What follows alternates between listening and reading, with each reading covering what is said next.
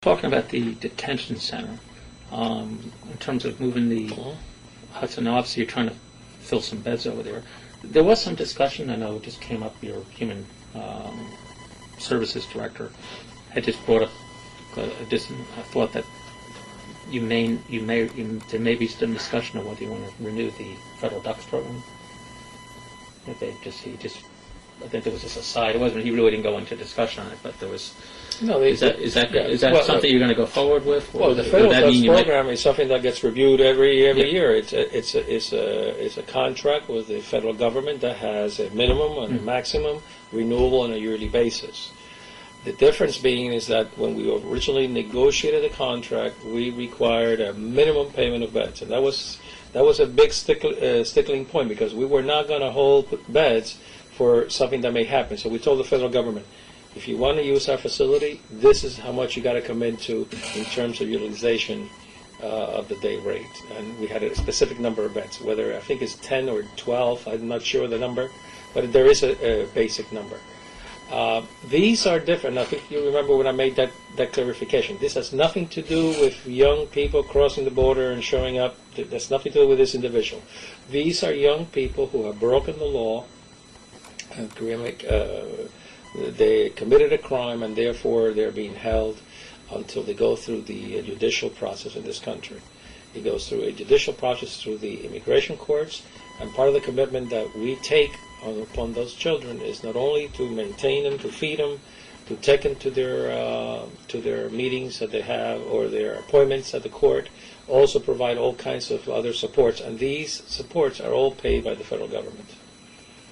But have we considered to retire ourselves from that at this time, unless something else is happening? But it gets reviewed every year, and that's.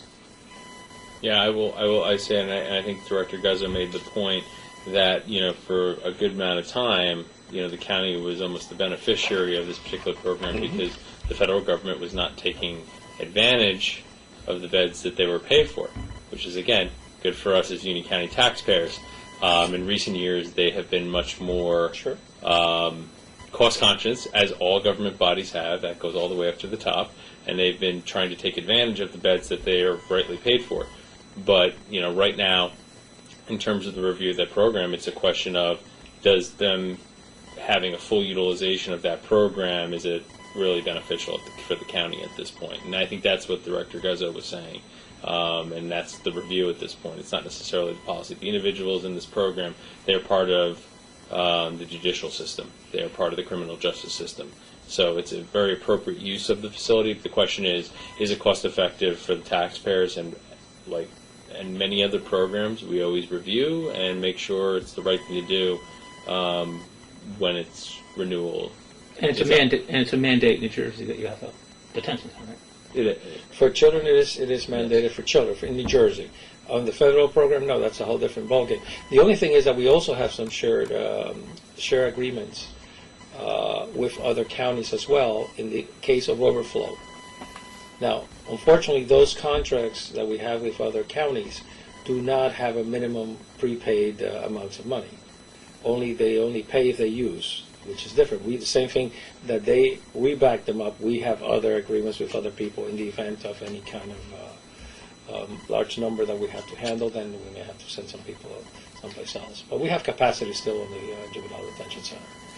Okay. And like the adults, the juveniles are going through the same revision in terms of sentencing and in terms of how they end up there.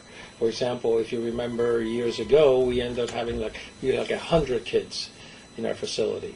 Today, we normally run between 35 or 40, if that many, because it has changed. There's now more community involvement to try to help the kids out in a different setting.